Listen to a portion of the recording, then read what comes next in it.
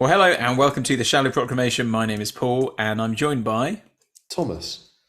And we're about to start another Troughton story, a new one here, beginning of a new story, The Mind Robber.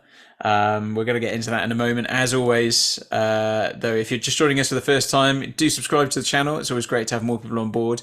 Let us know what you think about the episodes down below by throwing comments down there. And then if you want to talk more about these episodes and other things Doctor Who related, then you can join our Discord community, which is accessible via the link in the description. So we're getting into The Mind Robber, Thomas. It's another 5-parter. Which is slightly unusual. So I think someone said in the comments, there's only 3 Doctor Who stories that are 5-parters, and we've just watched one, which is The Dominators. We've got this one, and then there's one in the Pertwee era. But I think we'd said with The Dominators had been intended to be 6 parts and got cut. And I think this was intended to be 4 parts and then had to be made into 5, Right. which perhaps might not bode well for having a story that you've had to drag out a bit longer. However, it features some of the shortest episodes of Doctor Who ever. Wow. And I think episode 5 is actually the shortest one. They're all between, I think, the first few episodes are all between 19 and 22 minutes, and episode 5 is only just over 18 minutes. So they're very quick and punchy. For me, though, The Mind Robber is the first Troughton story I ever saw.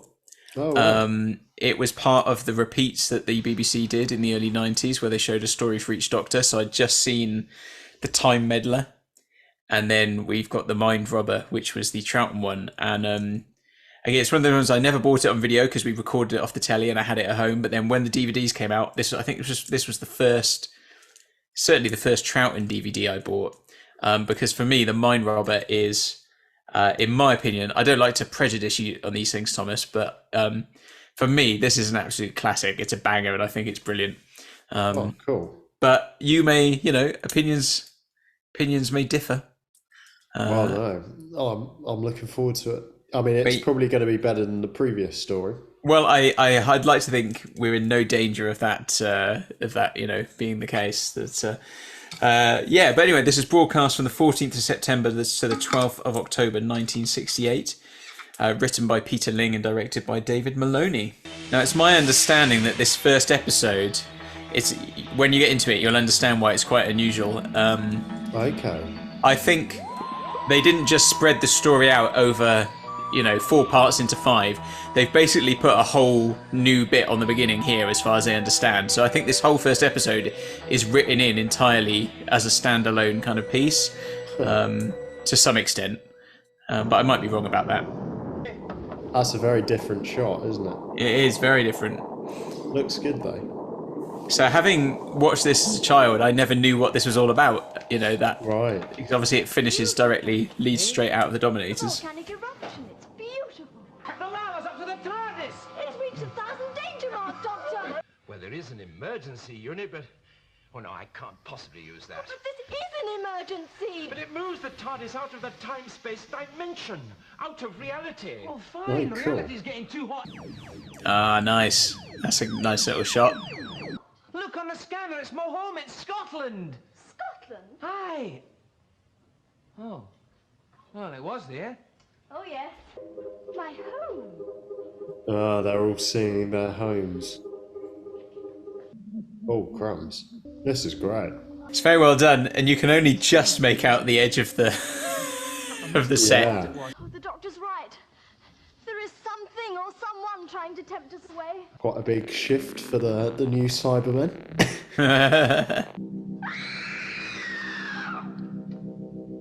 Oh, that's quite scary. It's a bit creepy, isn't it? I think these robots are actually reused from like another production.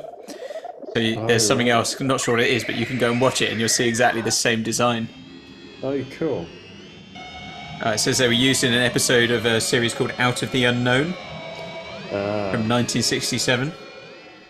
And they were also used in something called The Metal Martyr.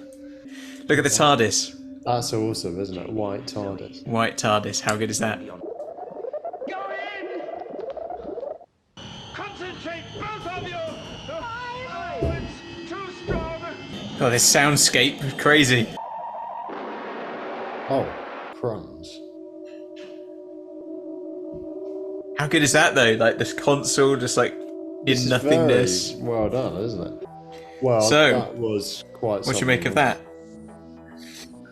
Yeah, I really enjoyed it. I found it, yeah, it flew by really. I was gripped throughout the whole concept of the TARDIS going to nowhere and like a different dimension.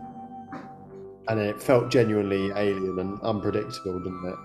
And then they were kind of being tempted to leave the TARDIS. Yeah, it was just very well done. It raises loads of questions. It's quite intriguing. Yeah, what did you make of it? Yeah, I mean, I think it's great, and I mean, maybe because also we've just watched the 2 Dominator episodes back to back with it. The change of pace and the change in the quality is so marked, isn't it? Immediately draws you in. I mean, just even before you really get into the stuff in the nothing, the idea of them saying, "Oh, you know, this emergency circuit moves the TARDIS out of reality itself," and you kind of go, "Oh, that's interesting." And then, yeah, the space they end up in where they go outside, and it's just this white void, is really good because it's, and I think maybe like because watching this as a kid, like there's a lot in there which is quite creepy and quite scary. You know, the being lost in this kind of void that you can't. Yeah, exactly. The figures of yourself calling you, and you're lost in a void you can't really find your way out of, and there's a nowhere. And then even in the TARDIS, like the sound is quite overwhelming, isn't it? Like all the humming and the vibrations and the kind of high pitched noises and stuff, and the characters are being affected by it. It's quite a, you know, it's quite an assault on the senses for anyone watching, so that you feel the kind of tension of it. Totally. And then, of course, the TARDIS exploding, and you've got them spinning round on the console just in blackness.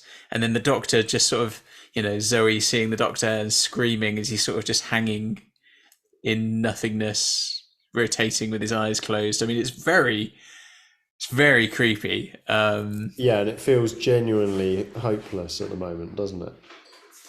Yeah. How are they going to get out of this one?